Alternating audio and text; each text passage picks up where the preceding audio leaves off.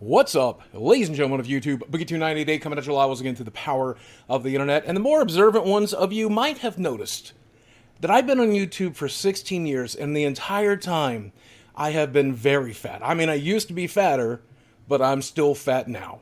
And that makes me a bit of an oddity, not just because, I'm one of the largest human beings to have ever lived, but also because I'm one of the handful of really fat YouTubers that ever made a name for themselves. In fact, I think I can count all of us on one hand, including myself. And one of the accusations that fat people on YouTube face, or in social media anywhere, is that we are normalizing fatness. We make it seem like it's okay to be fat, and that's actually the same allegation that Abercrombie and Fitch is facing for allowing a fat person to be in one of their advertisements. And in fact, the backlash was so bad, they ended up deleting the advertisement. So here is the advertisement. This was just a simple post to their Instagram of this fairly obese woman, and people lost their mind on Twitter. And of course it was Twitter. It's always Twitter. But of course, people on Twitter clutched their pearls, grabbed their panties, put sand in their vaginas, and just went to town, shit in the bed over this. One tweet read, "New Abercrombie and Fitch ad just dropped.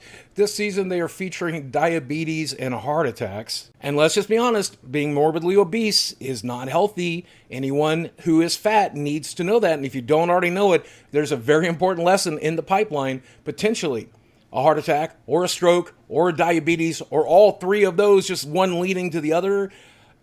That's the facts of it. Here's the thing, though. We don't need a reminder about that. Every time we stand up, it hurts. We're fairly aware that being morbidly obese sucks." Another Twitter user said, "Who's going to look at that picture and think to themselves, I want to look like that. I'm ordering those shorts." I don't know who that person is, but I would like to get to know them, because I know a lot of fat people, but none of us have any self-esteem left. So if that person looks at that pair of shorts and says, I would look good on those, I want to own them, congratulations. Society has not destroyed your soul yet. I wake up every day and I put on the same pair of sweatpants. I have 12 pairs of the same sweatpants and I just rotate them out. I wear the same black graphic tees. This one I had designed and is available in my merch store. You can pick it up at the link down below. I dress like a cartoon character because I know no matter what I put on, I'm not going to look good, so I don't care. If you're fat and you care what you look like, you're leagues ahead of most of us. So congratulations on healing. Here's one of my favorite ones. She has a pretty face. Too bad society told her not only was it healthy to look like this, but it was also brave and empowering. Okay, hot take time. Get ready to unsubscribe. I know you're gonna. Where in the hell has society ever told you it was healthy to be fat? I've never met a doctor that didn't chastise me for it. I didn't meet a bully that didn't chastise for me. There's not a morbidly obese woman on the internet that has not been told by some incel that it's not okay to be fat. And even if you still believe that for some reason, eventually you're going to get the life lesson that teaches you it's certainly not healthy. But again, like I said, for most of us at our size, we're in constant chronic pain. We're aware that it's not healthy. We need help standing up sometimes. We're aware. However, I do find it brave and stunning not to just wear this particular outfit, but then to be photographed for it and put on the internet at large. People, of course she knew, people are going to tear her up, chew her up, and spit her out and destroy her. I think that is brave and stunning. That's my hot take, and I'm sticking to it. But there are some grander points I would like to make here.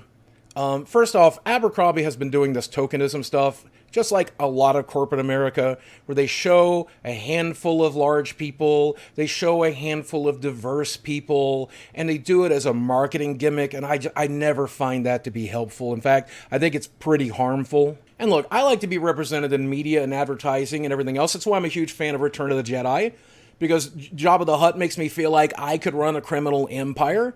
And I wish McDonald's would be a little more realistic with their ads. I would like to see a big fat guy in his car, too lazy to walk into the store, going to the drive-thru, ordering 17 cheeseburgers, and then eating them alone on the toilet while crying. Right? Like, I do that for me, McDonald's, please. But they never do it enough. They never show obese people or people of color or diverse people of any type. They always go back to the tried and true normalized stuff, right? They do it just enough to get the checklist, the check mark off of the checklist. There's a fatty, there's a person of color, there's a lesbian. All right, we're done. Now back to straight, white, thin models. So they're not normalizing these types of people. They're not normalizing these types of bodies. That is an absurd claim. They do it just enough to cause the outrage that they know it will cause, to get people talking about it, and then they go back to the normal stuff that they do all the time, that everyone expects them to do, that sells clothing. But let's imagine we did go ahead and normalize this stuff in television and movies and advertisements and video games. What if we put obese characters in all types of media?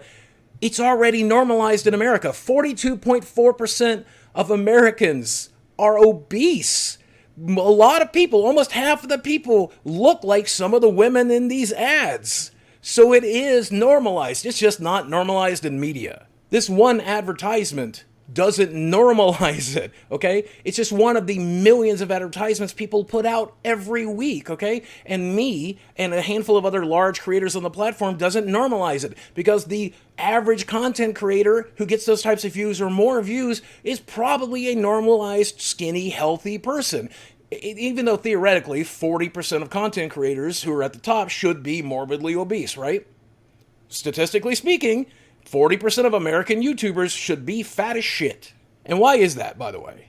It's because people like to look at skinny, healthy people. Our little stupid monkey brains are wired that way. It could never become normalized that the majority of people you see in media and in television is going to be heavy-set people, unfortunately, because our brains just don't seem to work that way. So this is not a fear you need to have. I think it would be interesting. I would think it would be interesting if 40% of people in advertisements and television and videos and movies and everything else is a big fat, fatty, fat like me. That'd be cool. I'd be interested in watching those shows. But most people aren't. And that just seems to be how it is. So you have nothing to fear about. Just because they ran one ad with a fatty, or you see one fatty on YouTube, you're probably not going to have to see too many more. So calm the fuck down. And I am so tired of the straw man argument that says, morbidly obese people think it's healthy. No, we don't. The media tells us that it isn't. The internet tells us that it is. Doctors, family members, friends, strangers on the street. I mean, one simple Google search will tell you that it diminishes every aspect of your health. Reproductive, respiratory, memory, mood. It literally leads to diabetes, heart disease, cancer. There's nothing healthy about it. No one believes it's healthy. Stop building that straw man argument. It's stupid. And the only people that say that it is are people that are manipulating you into paying attention to them long enough to get mad and give them outrage clicks. So stop it. Stop it. Now that said, I don't want to give anybody the wrong impression here, so I hope you made it to this part of the video, because if you're one of the 4 out of 10 people that are morbidly obese, I have a message specifically for you. And it starts with this. Love yourself. It doesn't matter what other people think about you. They might be right. They might be wrong. Doesn't matter. It only really matters what you think about yourself. And you should love yourself and love the body that you're in, because it's the only body you're ever going to get.